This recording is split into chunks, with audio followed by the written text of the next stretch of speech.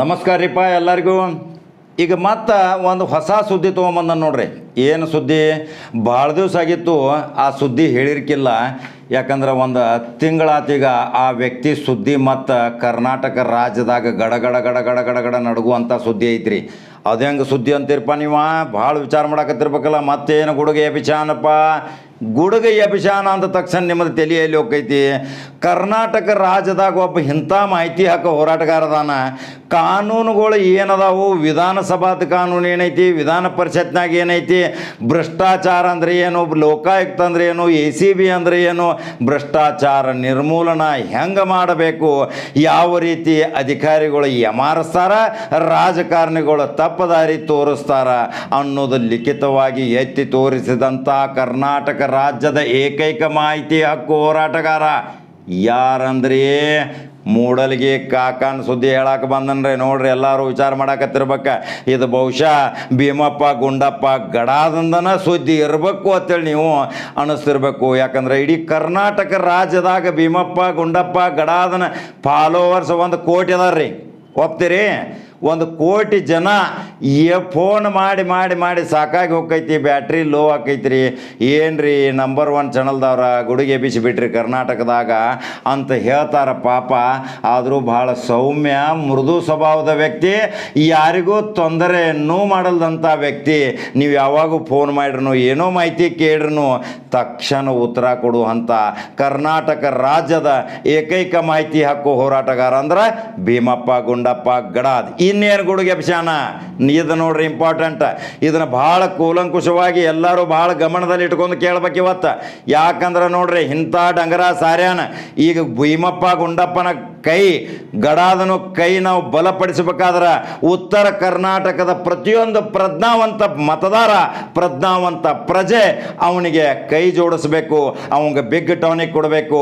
ಶಕ್ತಿವಂತನಾಗಿ ಹೋರಾಟ ಮಾಡಲಿಕ್ಕೆ ಹುರುಪು ತರಬೇಕು, ಹುರಿದುಂಬಿಸಬೇಕು, ದೊಡ್ಡ ದೊಡ್ಡ ರ್ಯಾಲಿ ಮಾಡಬೇಕು. ಉತ್ತರ ಕರ್ನಾಟಕಕ್ಕೆ ಏನು ಅನ್ಯಾಯ ಆಗೈತಿ ಅನ್ನೋದು ಲಿಖಿತವಾಗಿ ಬರುವ 13 ಅಧಿವೇಶನದಲ್ಲಿ ಡಿಸೆಂಬರ್ದಾಗ ಏನು ಸುವರ್ಣಸೌಧ ಬೆಳಗಾವಿ ಏನು ಅಧಿವೇಶನ ನಡೆದೈತಿ, ಅದಕ್ಕೆ ಮಾನ್ಯ ವಿಧಾನಸಭಾ ಅಧ್ಯಕ್ಷರಿಗೆ ಮತ್ತು ವಿಧಾನಸಭಾ ಮಾನ್ಯ ಅಧ್ಯಕ್ಷರಾದಂಥ ಬಸವರಾಜ ಹೊರಟ್ಟಿ ಮತ್ತು ವಿಶ್ವೇಶ್ವರ ಹೆಗಡೆ ಕಾಗೇರಿ ಅವರಿಗೆ ಲಿಖಿತವಾಗಿ ಒಂದು ಮನವಿ ಕೊಟ್ಟಾನ. ಇಲ್ಲಿ ಅಂಶ ಭಾಳ ಗಮನದಲ್ಲಿ ಇಟ್ಕೊಡ್ರಿ. ಈ ಅಟಮ್ ಬಾಂಬ್, ಇದೇನು ಮನವಿ ಕೊಟ್ಟಿದ್ದ ಅಟಮ್ ಬಾಂಬ್ ಉತ್ತರ ಕರ್ನಾಟಕಕ್ಕೆ ಭಾಳ ಜೇನುತುಪ್ಪ ಇದ್ದಂಗ್ರೆ ಮತ್ತು ಭಾಳ ಉಪಯೋಗ ತಗೋರಿ. ಎಲ್ಲರೂ ಈ ಥರದ ಫೈದೆ ತಗೋರಿ.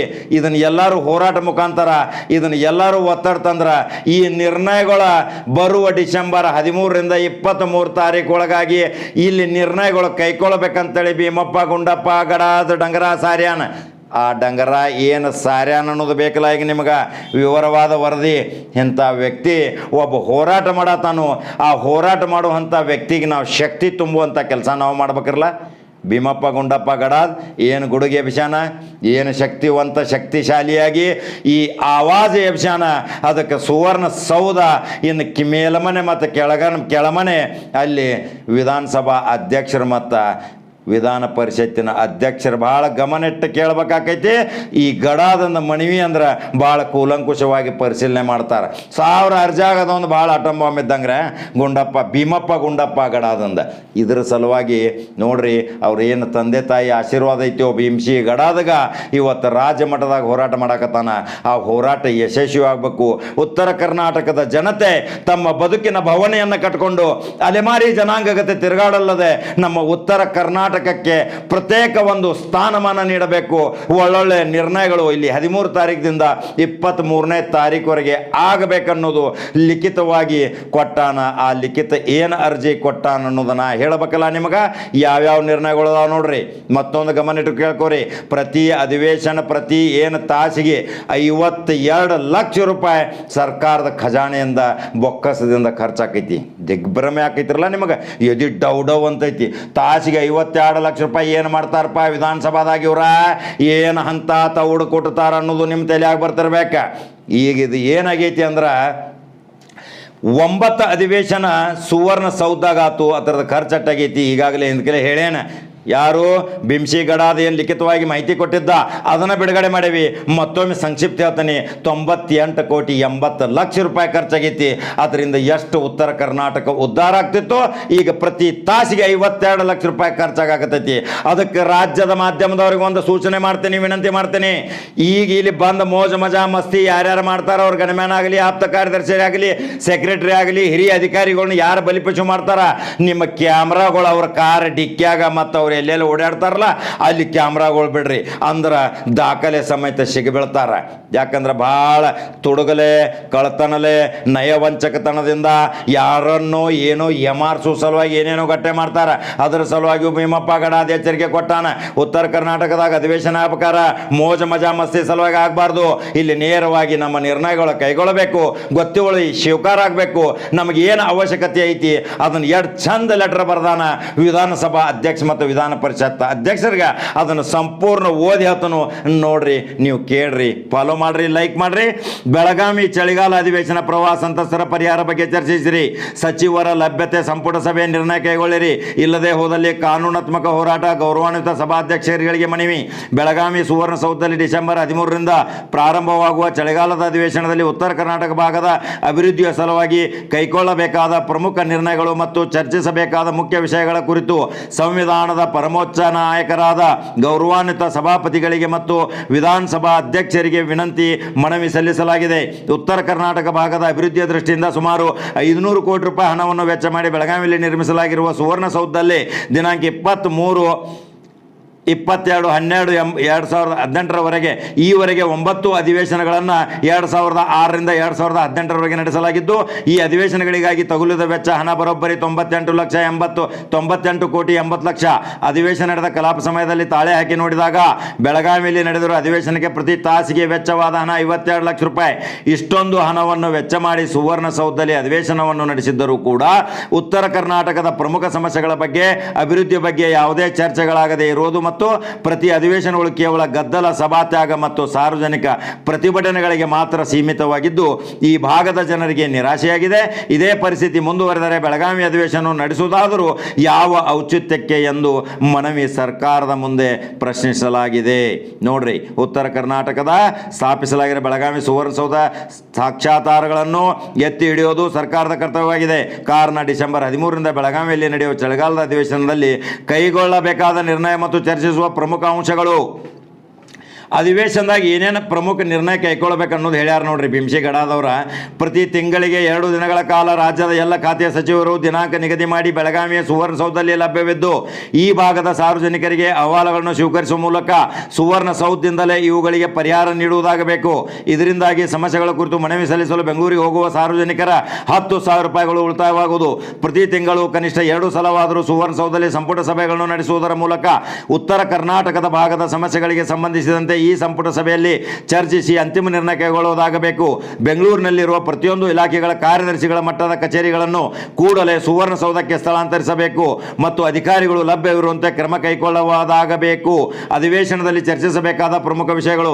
ಉತ್ತರ ಕರ್ನಾಟಕ ಭಾಗದ ನದಿ ಪಾತ್ರದಲ್ಲಿರುವ ಸಾಕಷ್ಟು ಗ್ರಾಮಗಳು ಪ್ರತಿ ವರ್ಷ ಪ್ರವಾಹಕ್ಕೆ ತುತ್ತಾಗಿ ಅಪಾರ ಪ್ರಮಾಣದಲ್ಲಿ ಮನೆಗಳು ಮತ್ತು ಬೆಳೆಗಳು ಹಾನಿಯಾಗುತ್ತಿದ್ದು, ಪ್ರತಿ ಸಲ ಪ್ರವಾಹಕ್ಕೆ ತುತ್ತಾಗುವ ಇಂಥ ಗ್ರಾಮಗಳ ಸಮೀಕ್ಷೆ ನಡೆಸಿ ಈ ಗ್ರಾಮಗಳನ್ನು ಶಾಶ್ವತ ಮುಳುಗಡೆ ಪ್ರದೇಶ ಎಂದು ಘೋಷಣೆ ಮಾಡುವುದರ ಮೂಲಕ ಇಂಥ ಗ್ರಾಮಗಳಿಗೆ ಸರ್ಕಾರದಿಂದ ನೀಡಲಾಗುವ ಎಲ್ಲ ಸೌಲಭ್ಯಗಳನ್ನು ನೀಡುವ ಮೂಲಕ ವಿಷಯ ಕುರಿತು ಅಧಿವೇಶನದಲ್ಲಿ ಚರ್ಚೆ ಆಗಬೇಕು. 2019-20-21 ಸಾಲಿನಲ್ಲಿ ಬೆಳಗಾವಿ ಜಿಲ್ಲೆಯಲ್ಲಿ ನದಿಗಳ ಪ್ರವಾಹದಿಂದ ನಿಖರವಾಗಿ ಹಾನಿಯಾಗಿದೆ. ಮನೆಗಳ ಸಂತ್ರಸ್ತರ ಹೆಸರುಗಳನ್ನು ಸಮೀಕ್ಷಾ ಪಟ್ಟಿಯಿಂದ ಕೈಬಿಟ್ಟಿದ್ದಾರೆ. ಅಲ್ಲದೆ ಸಾಕಷ್ಟು ಮನೆಗಳಿಗೆ ಸರ್ಕಾರದಿಂದ ಮಂಜೂರಾದ ಪರಿಹಾರಧನ ಬರದೆ ಸಂತ್ರಸ್ತರ ಬೀದಿ ಪಾಲಾಗಿದ್ದಾರೆ. ಇದರ ಬಗ್ಗೆ ಉತ್ತರ ಕರ್ನಾಟಕದ ಪ್ರತಿಯೊಂದು ವಿಧಾನಸಭಾ ಕ್ಷೇತ್ರವಾರ ಸಮಗ್ರ ಚರ್ಚೆ ಆಗಬೇಕು. 2019ರಿಂದ ಇಲ್ಲಿಯವರೆಗೆ ಪ್ರವಾಹದಿಂದ ಹಾನಿಗೊಳಗಾದ ರೈತರ ಬೆಳೆಗಳಿಗೆ ಪರಿಹಾರ ಹಣ ದೊರಕದೇ ಇರುವ ವಿಷಯದ ಬಗ್ಗೆ ಚರ್ಚೆ, ಪರಿಹಾರಧನ ದೊರಕುವುದಾಗಬೇಕು. ಪ್ರವಾಹ ನೀರು ಮನೆಗಳಿಗೆ ನುಗ್ಗಿದಾಗ ಮನೆಯಲ್ಲಿರುವ ವಸ್ತುಗಳು ನೀರಲ್ಲಿ ಕೊಚ್ಚಿ ಹೋದಾಗ ಉತ್ತರ ಕರ್ನಾಟಕ ಭಾಗದಲ್ಲಿ ಪ್ರತಿ ಮನೆಗೆ ಕೇವಲ 10,000 ರೂಪಾಯಿಗಳು ಪರಿಹಾರಧನ ನೀಡಿದ್ದಾರೆ. ಸಾಕಷ್ಟು ಜನರಿಗೆ ಇನ್ನೂ ಪರಿಹಾರಧನ ದೊರಕಿರುವುದಿಲ್ಲ.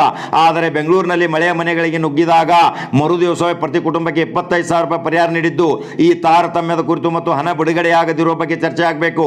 ಉತ್ತರ ಕರ್ನಾಟಕದ ಭಾಗದಲ್ಲಿ ಕಾರ್ಖಾನೆಗಳು ಇದುವರೆಗೆ ನಿಖರವಾದ ಕಬ್ಬಿನ ಬೆಲೆ ಘೋಷಣೆ ಮಾಡಿರುವುದಿಲ್ಲ. ಕಬ್ಬು ಕಳಿಸಿದ ನಂತರ 15 ದಿನಗಳಲ್ಲಿ ರೈತರಿಗೆ ಹಣ ಪಾವತಿಸಬೇಕು. ನಡೆಸಬೇಕೆಂಬ ನಿಯಮ ಉಲ್ಲಂಘಿಸುತ್ತಿದ್ದು ಈ ವಿಷಯದ ಬಗ್ಗೆ ಕೂಡ ಚರ್ಚೆ ಆಗಬೇಕು. ಉತ್ತರ ಕರ್ನಾಟಕ ಭಾಗದ ನೀರಾವರಿ ಯೋಜನೆಗಳನ್ನು ಪೂರ್ಣಗೊಳಿಸುವ ಸಲುವಾಗಿ ಪ್ರತಿಯೊಂದು ಯೋಜನೆಗಳ ಬಗ್ಗೆ ಸಮಗ್ರವಾಗಿ ಚರ್ಚಿಸಿ ಅದಕ್ಕೆ ಅಗತ್ಯವಿರುವ ಹಣ ಬಿಡುಗಡೆ ಕ್ರಮ ಕೈಗೊಳ್ಳಬೇಕು. ಶಿಕ್ಷಣ, ಆರೋಗ್ಯ, ನೀರಾವರಿ, ಕಂದಾಯ ಇಲಾಖೆ ಸೇರಿದಂತೆ ಪ್ರತಿಯೊಂದು ಕ್ಷೇತ್ರಗಳಲ್ಲಿ ಉತ್ತರ ಕರ್ನಾಟಕಕ್ಕೆ ಆಗಿರುವ ಅನ್ಯಾಯದ ಬಗ್ಗೆ ಹಿರಿಯ IAS ನಿವೃತ್ತ ಅಧಿಕಾರಿಯಾದ ಡಾಕ್ಟರ್ ಜಾಮದಾರ್ ಇವರು ಬರೆದಿರುವ ತಾರತಮ್ಯ ಪುಸ್ತಕದ ಕುರಿತು ಸಮಗ್ರವಾಗಿ ಚರ್ಚೆಯಾದರೆ ಮಾತ್ರ ಉತ್ತರ ಕರ್ನಾಟಕ ಭಾಗದ ಅಭಿವೃದ್ಧಿ ಸಾಧ್ಯ ಎಂಬುದು ಈ ಭಾಗದ ಜನರ ಅಭಿಪ್ರಾಯವಾಗಿದ್ದು ಈ ಕುರಿತು ಚರ್ಚೆಯಾಗಬೇಕು.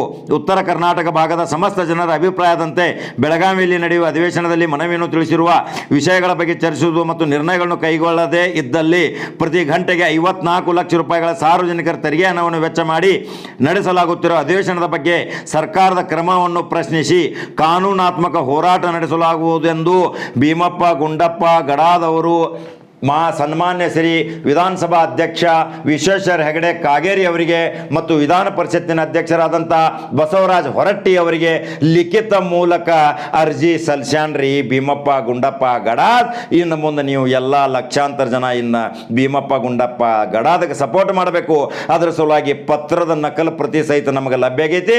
ಅದನ್ನು ಸಂಪೂರ್ಣವಾಗಿ ತೋರ್ಸಾಕತ್ತನು. ಅದ್ರ ಜೊತೆ ಮತ್ತು ಭೀಮಪ್ಪ ಗುಂಡಪ್ಪ ಗಡಾದ ಏನು ಮಾತಾಡ್ಯಾನ ಅದನ್ನು ನೋಡ್ರಲ್ಲ, ಎಷ್ಟು ಕಡಕ ಮಾತಾಡ್ಯಾನ. ಜೋಳದ ರೊಟ್ಟಿ, ಗೊಂಜಾಳ ರೊಟ್ಟಿ, ನಮ್ಮ ಜುನಕ, ನಮ್ಮದು ಸಜಕ ತಿಂದವ್ರು ನಾವು ಉತ್ತರ ಕರ್ನಾಟಕ ಮಂದಿಗೆ ಇಷ್ಟು ಮೋಸ ಮಾಡಾಕತ್ತಾರ ಸರ್ಕಾರದಿಂದ ಅನ್ನೋದು ಗೊತ್ತುವಳಿ ಸ್ವೀಕಾರ ಆಗಬೇಕು. ಅಂದ್ರನ ಡಿಸೆಂಬರ್ 13ರಿಂದ 23 ತನಕ ಈ ಅಧಿವೇಶನ ಯಶಸ್ವಿ ಆಕೈತಿ. ಕೇವಲ ಉತ್ತರ ಕರ್ನಾಟಕಕ್ಕೆ ಮಾತ್ರ ಮೀಸಲಿಡಬೇಕು.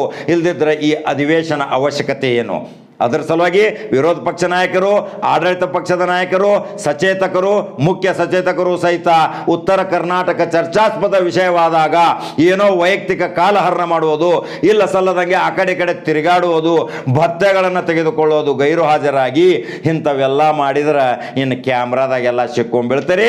ಅದನ್ನು ಬಯಲು ಮಾಡ್ತಾರ. ಅದರ ಸಲುವಾಗಿ ಜನರಿಗೆ ನೀವು ಅವಮಾನ ಆಗುವಂಥ ರೀತಿ ಕೆಲಸ ಮಾಡಬೇಡ್ರಿ. ಮಾನ್ಯ ಶಾಸಕರ ಮಂತ್ರಿಗಳೇ, 23ರಿಂದ ಇನ್ನು ನೀವು 10 ದಿವಸ ಏನು ಬರ್ತೀರಿ ಇಲ್ಲಿ ಯಾವುದೇ ಮೋಜ ಮಜಾ ಮಸ್ತಿಗ ಎಲ್ಲ ಉತ್ತರ ಕರ್ನಾಟಕ ಬಲಾಢ್ಯ ಒಂದು ಸಂಘಟನೆ ಆಗಬೇಕು, ಇಲ್ಲಿ ಅಭಿವೃದ್ಧಿ ಆಗಬೇಕು ಅನ್ನೋದು ಇಚ್ಛಾಶಕ್ತಿಯಿಂದ ನೀವು ಪ್ರಯತ್ನ ಮಾಡಿದ್ರೆ ಭೀಮಶಿ ಗುಂಡಪ್ಪ ಗಡಾದಾಗ ಒಂದು ಬೆಲೆ ಬರ್ತೈತಿ, ಅವನ ಹೋರಾಟಕ್ಕೆ ಒಂದು ಶಕ್ತಿ ಬರ್ತೈತಿ. ಇಂಥ ಹೋರಾಟ ಮಾಡುತ್ತಿರುವ ಭೀಮಶಿ ಗುಂಡಪ್ಪ ಗಡಾದನ ಬಗ್ಗೆ ನಿಮ್ಮ ಅನಿಸಿಕೆಗಳು ಇವೇನು ಗೊತ್ತುವಳಿ ಸ್ವೀಕಾರ ಆಗ್ಬೇಕಂತೇಳಿ ಏನು ಪತ್ರ ಬರ್ದಾನೋ ನೇರವಾಗಿ ರಾಜ್ಯಪಾಲರಿಗೂ ಬರ್ದಾನೋ ಒಂದು ಕಾಪಿ, ಒಂದು ಅಧ್ಯಕ್ಷರಿಗೆ ಬರ್ದಾನ, ವಿಧಾನಸಭಾ ಅಧ್ಯಕ್ಷರು, ವಿಧಾನ ಪರಿಷತ್ ಅಧ್ಯಕ್ಷರಿಗೂ ಬರ್ದಾನ. ಈ ಎಲ್ಲ ಪತ್ರದ ನಕಲ್ ತೋರ್ಸಾಕತ್ತನು. ಅದರ ಬಗ್ಗೆ ಭೀಮಶಿ ಗಡಾದ ಬಗ್ಗೆ ಈ ಪತ್ರ ಬರೆದ ಮೇಲೆ ಇವಾಗ ಮಾಡೋದು ಭೀಮಶಿ ಗಡಾದ ಹೋರಾಟ ನಿಜ ಐತೋ ಸತ್ಯ ಐತೋ, ಈ ಹೋರಾಟ ಮಾಡಬೇಕು, ಬೆಲೆ ಬರ್ತೈತೋ, ನಾವು ಎಲ್ಲ ಕೈ ಜೋಡಿಸ್ತೇವೆ ಅಂಥೇಳಿ ಭೀಮಶಿ ಗಡಾದ ಕಾಕಾಗ ಒಂದು ಸಪೋರ್ಟ್ ಮಾಡ್ರಿ ಅಂದ್ರೆ ನಿಮ್ಮದು ಎಷ್ಟು ಚಂದ ಆಕೈತಿ. ಅದರ ಸಲುವಾಗಿ ಇದನ್ನು ಹೇಳಾಕತ್ತಾನ. ಈ ಸುದ್ದಿ ಈಗ ಮತ್ತೆ ಬೇರೆ ಸುದ್ದಿ ಹೋಗಿ ಬರ್ತಾನ್ರಿಪ್ಪ. ನಂಬರ್ 1 ಚಾನಲ್ ಫಾಲೋ ಮಾಡ್ರಿ, ನಂಬರ್ 1 ಚಾನಲ್ ಸಬ್ಸ್ಕ್ರೈಬ್ ಮಾಡ್ರಿ. ಭೀಮಶಿ ಗಡಾದ ಏನು ಮಾತಾಡ್ಯಾನ ಅದನ್ನು ತೋರ್ಸಾಕತ್ತಾನ. ನಮಸ್ಕಾರ ರೀಪ. ಏನಾಗಿದೆ, ಬರುವ ಡಿಸೆಂಬರ್ 13ರಿಂದ ಬೆಳಗಾವಿಯಲ್ಲಿ ಸರ್ಕಾರ ಚಳಿಗಾಲದ ಅಧಿವೇಶನ ನಡೆಸಲಿಕ್ಕೆ ನಿರ್ಧಾರ ಮಾಡಿದೆ. ಸರ್ಕಾರಕ್ಕೆ ಮತ್ತು ನಮ್ಮ ಜನಪ್ರತಿನಿಧಿಗಳಿಗೆ ಈ ಉತ್ತರ ಕರ್ನಾಟಕ ಭಾಗದಿಂದ ನಾನು ಏನು ಪ್ರಶ್ನೆ ಮಾಡ್ತೇನಪ್ಪ ಅಂದ್ರ, ಈಗಾಗಲೇ 2006ರಿಂದ 2018ರವರೆಗೆ ಬೆಳಗಾವಿಯಲ್ಲಿ ಸುಮಾರು 9 ಅಧಿವೇಶನಗಳನ್ನು ಮಾಡಿದಿರಿ. ಈ 9 ಅಧಿವೇಶನಗಳಿಗೆ 98 ಕೋಟಿ 80 ಲಕ್ಷ ರೂಪಾಯಿ ಸಾರ್ವಜನಿಕರ ಹಣ ಖರ್ಚಾಗಿದೆ. ಈ ಅಧಿವೇಶನ ನಡೆದ ಸಮಯಕ್ಕೆ ಮತ್ತು ಖರ್ಚು ಮಾಡಿದ ಹಣಕ್ಕೆ ಲೆಕ್ಕ ಹಾಕಿದಾಗ ಪ್ರತಿ ಗಂಟೆಗೆ 1 ತಾಸು ಅಧಿವೇಶನ ನಡೆಸಲಿಕ್ಕೆ 54 ಲಕ್ಷ ರೂಪಾಯಿ ಹಣವನ್ನ ನೀವು ಖರ್ಚು ಮಾಡ್ತಾ ಇದ್ದೀರಿ. ಅದರ 9 ಅಧಿವೇಶನಗಳು ಮಾಡಿ ಏನ್ ಮಾಡಿದಿರಿ? ಬರೀ ಗದ್ದಲ, ಸಭೆ ಮುಂದೂಡಿಕೆ, ಇಷ್ಟೇ. ಇದನ್ನ ಬಿಟ್ಟರೆ ಬೇರೆ ಏನೂ ಇಲ್ಲ. ಧರಣಿ, ಸತ್ಯಾಗ್ರಹ, ಈ ಉತ್ತರ ಕರ್ನಾಟಕದ ಬಗ್ಗೆ ಅಭಿವೃದ್ಧಿ ಬಗ್ಗೆ ಚರ್ಚೆ ಮಾಡಲಿಲ್ಲ, ಅನೇಕ ಸಮಸ್ಯೆಗಳ ಬಗ್ಗೆ ಗಮನ ಹರಿಸಲಿಲ್ಲ. ಹೀಗಾಗಿ ಇಲ್ಲಿ ಅಧಿವೇಶನ ನಡೆಸುವುದು ಯಾವ ಔಚಿತ್ಯಕ್ಕೆ ಅಂತೇಳಿ ಸಾರ್ವಜನಿಕರು ರೋಚಿಗೆದ್ದಿದ್ದಾರೆ. ಆದ್ರೂ ಸಲ ಇದೊಂದ್ಸಲ ನಿಮ್ಗೆ ಚಾನ್ಸ್ ಕೊಡ್ತೀವಿ. ಈ ಸಲ ಅಧಿವೇಶನ ನೀವು ಬೆಳಗಾವಿಯಲ್ಲಿ ನಡೆಸಿದ್ರೆ ಇದು ಈ ಹೇಳಿದಂತ ನಿರ್ಣಯಗಳನ್ನು ಕೈಗೊಳ್ಳದೇ ಇದ್ದಲ್ಲೇ, ಇಲ್ಲಿನ ಸಮಸ್ಯೆಗಳ ಬಗ್ಗೆ ಚರ್ಚೆ ಮಾಡದೇ ಇದ್ದಲ್ಲೇ ಈ ಮುಂದೆ ಅಧಿವೇಶನ ನಡೆಸೋದಕ್ಕೆ ನಾವೆಲ್ಲ ವಿರೋಧ ಮಾಡ್ತೀವಿ ಅಂತ ಹೇಳಿ ಬಯಸ್ತಾ ಇದ್ವಿ. ಅಧಿವೇಶನ ನಡೆಸೋದು ಮುಖ್ಯ ಇಲ್ಲ, ಈ ಭಾಗದ ಸಮಸ್ಯೆಗಳ ಬಗೆಹರಿಯೋದು ಮುಖ್ಯ ಇದೆ. ಆದ್ರಿಂದ ಸರ್ಕಾರ ಈ ಅಧಿವೇಶನದಲ್ಲಿ ಏನ್ ನಿರ್ಣಯ ಕೈಗೊಳ್ಬೇಕಂದ್ರ, ಪ್ರತಿ ತಿಂಗಳಲ್ಲಿ 2 ದಿವಸ ಎಲ್ಲ ಇಲಾಖೆ ಸಚಿವರು ಸುವರ್ಣಸೌಧದಲ್ಲಿ ಲಭ್ಯವಿದ್ದ ಸಾರ್ವಜನಿಕರಿಂದ ಅಹವಾಲುಗಳನ್ನು ಸ್ವೀಕರಿಸಲಾಗಬೇಕು. ಅವಕ್ಕೆ ಅಲ್ಲೇ ಸ್ಥಳೀಯವಾಗಿ ಪರಿಹಾರ ಕೊಡಬೇಕು. ಅಂದ್ರೆ 10,000 ರೂಪಾಯಿ ಖರ್ಚು ಮಾಡ್ಕೊಂಡ ಬೆಂಗಳೂರಿಗೆ ಹೋಗಿ ಅರ್ಜಿ ಕೊಡುತ್ತಂತ 10,000 ಖರ್ಚು ಮಾಡಿ ಬೆಂಗಳೂರಿಗೆ ಹೋದ್ರೂ ಸಹಿತ ವಿಧಾನಸೌಧ ಗೇಟ್ ಒಳಗೆ ಯಾರನ್ನೂ ಬಿಡುದಿಲ್ಲ. ಇಲ್ಲಿ ನಮ್ಮ ಜನಪ್ರತಿನಿಧಿಗಳಿಗೆ ಏನೂ ಗೊತ್ತಿಲ್ಲ. ಆದ್ರಿಂದ ಸಚಿವರು ಇಲ್ಲೇ ಲಭ್ಯ ಮಾಡಬೇಕು. ಅದಲ್ಲದೆ ತಿಂಗಳಲ್ಲಿ 2 ಸಲ ಸಂಪುಟ ಸಭೆಗಳನ್ನು ನಡೆಸುವುದರ ಮೂಲಕ ಈ ಭಾಗದ ಸಮಸ್ಯೆಗಳಿಗೆ ಇಲ್ಲೇ ಪರಿಹಾರ ಕಂಡುಕೊಳ್ಬೇಕು. ಅದಲ್ಲದೆ ಬೆಂಗಳೂರಲ್ಲಿ ಇರತಕ್ಕಂತ ಎಲ್ಲ ಇಲಾಖೆಯ ಕಾರ್ಯದರ್ಶಿಗಳ ಮಟ್ಟದ ಕಚೇರಿಗಳನ್ನ ಈ ಸುವರ್ಣಸೌಧಕ್ಕೆ ಸ್ಥಳಾಂತರಿಸಬೇಕು. ಈಗ ಏನ್ ಮಾಡಿದಿರಿ ಅಂದ್ರೆ ಇಲ್ಲೇ ಜಿಲ್ಲಾ ಮಟ್ಟದ ಕಚೇರಿಗಳನ್ನ ನೀವು ಸ್ಥಳಾಂತರ ಮಾಡಿದಿರಿ. ಅವಕ್ಕೊಂದೊಂದು ಇಲಾಖೆಗೆ 30 ಲಕ್ಷ 40 ಲಕ್ಷ ರೂಪಾಯಿ ಪಾರ್ಟಿಷನ್ ಮಾಡಕ್ ಹಣ ಖರ್ಚು ಮಾಡಿದ್ದಾರೆ. ಈಗ ಅಧಿವೇಶನದಲ್ಲಿ ಮತ್ತೆ ಅವ್ನು ಕಿತ್ತು ಹಾಕಾಕತ್ತಿದ್ದಾರೆ. ಇಂಥ ಅತ್ಯಾಚಾರಗಳು ಆಗಬಾರ್ದು. ಇದು ಸಾರ್ವಜನಿಕರ ತೆರಿಗೆ ಹಣ. ಪ್ರತಿಯೊಂದು ಸಮಯಕ್ಕೆ ಬೆಲೆ ಇದೆ. ಆದ್ರಿಂದ ಈ ನಿರ್ಣಯಗಳನ್ನು ಕೈಗೊಳ್ಳಬೇಕು ಅಧಿವೇಶನ ಪ್ರಾರಂಭ ಆದ ತಕ್ಷಣ. ಅದಲ್ಲದೆ ಯಾವ ವಿಷಯದ ಬಗ್ಗೆ ಚರ್ಚೆ ಮಾಡಬೇಕಂದ್ರ ಈ ಉತ್ತರ ಕರ್ನಾಟಕ ಭಾಗದಲ್ಲಿ 2019ರಲ್ಲಿ ಏನು ಪ್ರವಾಹ ಸಂಭವಿಸಿ ನದಿ ಪಾತ್ರದಲ್ಲಿರ್ತಕ್ಕಂತಹ ಗ್ರಾಮಗಳಲ್ಲಿ ಮನೆಗಳು ಸಂಪೂರ್ಣವಾಗಿ ಬಿದ್ದು ಹೋಗಿವೆ. ಅವು ಸಮೀಕ್ಷೆ ಸರಿಯಾಗಿ ಆಗಿಲ್ಲ. ಕೆಲವು ಬಿದ್ದಂತ ಮನೆಗಳನ್ನು ಬಿಟ್ಟಿದ್ದಾರೆ. 5 ಲಕ್ಷ ರೂಪಾಯಿ ಮಂಜೂರಾತಿ ಸರ್ಕಾರ ಹೇಳಿದ್ರು, ಕೇವಲ 1 ಲಕ್ಷ ರೂಪಾಯಿ. ಅಲ್ಲದೆ ಬೆಂಗಳೂರಲ್ಲಿ ಇರತಕ್ಕಂತ ಎಲ್ಲ ಇಲಾಖೆಯ ಕಾರ್ಯದರ್ಶಿಗಳ ಮಟ್ಟದ ಕಚೇರಿಗಳನ್ನ ಈ ಸುವರ್ಣಸೌಧಕ್ಕೆ ಸ್ಥಳಾಂತರಿಸಬೇಕು. ಈಗ ಏನ್ ಮಾಡಿದಿರಿ ಅಂದ್ರೆ ಇಲ್ಲೇ ಜಿಲ್ಲಾ ಮಟ್ಟದ ಕಚೇರಿಗಳನ್ನ ನೀವು ಸ್ಥಳಾಂತರ ಮಾಡಿದಿರಿ. ಅವಕ್ಕೊಂದೊಂದು ಇಲಾಖೆಗೆ 30 ಲಕ್ಷ 40 ಲಕ್ಷ ರೂಪಾಯಿ ಪಾರ್ಟಿಷನ್ ಮಾಡಕ್ ಹಣ ಖರ್ಚು ಮಾಡಿದ್ದಾರೆ. ಈಗ ಅಧಿವೇಶನದಲ್ಲಿ ಮತ್ತೆ ಅವ್ನು ಕಿತ್ತು ಹಾಕಾಕತ್ತಿದ್ದಾರೆ. ಇಂಥ ಅತ್ಯಾಚಾರಗಳು ಆಗಬಾರ್ದು. ಇದು ಸಾರ್ವಜನಿಕರ ತೆರಿಗೆ ಹಣ. ಪ್ರತಿಯೊಂದು ಸಮಯಕ್ಕೆ ಬೆಲೆ ಇದೆ. ಆದ್ರಿಂದ ಈ ನಿರ್ಣಯಗಳನ್ನು ಕೈಗೊಳ್ಳಬೇಕು ಅಧಿವೇಶನ ಪ್ರಾರಂಭ ಆದ ತಕ್ಷಣ. ಅದಲ್ಲದೆ ಯಾವ ವಿಷಯದ ಬಗ್ಗೆ ಚರ್ಚೆ ಮಾಡಬೇಕಂದ್ರ ಈ ಉತ್ತರ ಕರ್ನಾಟಕ ಭಾಗದಲ್ಲಿ 2019ರಲ್ಲಿ ಏನು ಪ್ರವಾಹ ಸಂಭವಿಸಿ ನದಿ ಪಾತ್ರದಲ್ಲಿರ್ತಕ್ಕಂತಹ ಗ್ರಾಮಗಳಲ್ಲಿ ಮನೆಗಳು ಸಂಪೂರ್ಣವಾಗಿ ಬಿದ್ದು ಹೋಗಿವೆ. ಅವು ಸಮೀಕ್ಷೆ ಸರಿಯಾಗಿ ಆಗಿಲ್ಲ. ಕೆಲವು ಬಿದ್ದಂತ ಮನೆಗಳನ್ನು ಬಿಟ್ಟಿದ್ದಾರೆ. 5 ಲಕ್ಷ ರೂಪಾಯಿ ಮಂಜೂರಾತಿ ಸರ್ಕಾರ ಹೇಳಿದ್ರು, ಕೇವಲ 1 ಲಕ್ಷ ರೂಪಾಯಿ ಬಂದಿದೆ. ಆದ್ರಿಂದ ಈ ಪ್ರವಾಹದ ಬಗ್ಗೆ ಸಂಪೂರ್ಣವಾಗಿ ಚರ್ಚೆ ಆಗಬೇಕು. ಪ್ರತಿ ವಿಧಾನಸಭಾ ಕ್ಷೇತ್ರವಾರು ಅವರು ಚರ್ಚೆ ಮಾಡಬೇಕು ಅಂತ ಹೇಳಿ ನಾನು ಉತ್ತರ ಕರ್ನಾಟಕ ಭಾಗದ ಜನರ ಪರವಾಗಿ ಹೇಳ್ತಾ ಇದ್ದೀನಿ. ಅದರಂತೆ ರೈತರ ಬೆಳೆ ಪರಿಹಾರ ಇದುವರೆಗೆ ಬಂದಿಲ್ಲ. ರೈತರ ಬೆಳೆ ಪರಿಹಾರದ ಬಗ್ಗೆ ಚರ್ಚೆಯಾಗಿ ರೈತರಿಗೆ ಬೆಳೆ ಪರಿಹಾರ ದೊರಕಿಸಲಾಗಬೇಕು. ಇನ್ನು ಈ ಭಾಗದಲ್ಲಿ ಕಬ್ಬು ಅತ್ಯಂತ ಪ್ರಮುಖ ಬೆಳೆ. ಕಬ್ಬಿನ ಹೋರಾಟ ಸತತವಾಗಿ ಇರ್ತದೆ. ಇದು ನಮ್ಮ ಜನಪ್ರತಿನಿಧಿಗಳಿಗೆ ಕಾಂತತೆಯಲು ಗೊತ್ತಿಲ್ಲ. ಆದ್ರಿಂದ ಬೆಳಗಾವಿ ಅಧಿವೇಶನದಲ್ಲಿ ಕಬ್ಬಿನ ಸಮಸ್ಯೆ ಬಗ್ಗೆ, ಕಬ್ಬಿನ ದರ ನಿಗದಿ ಮಾಡೋದ್ರ ಬಗ್ಗೆ, ರೈತರ ಹಣ ಪಾವತಿ ಮಾಡೋದ್ರ ಬಗ್ಗೆ ಗಂಭೀರ ಚರ್ಚೆ ಆಗಬೇಕು.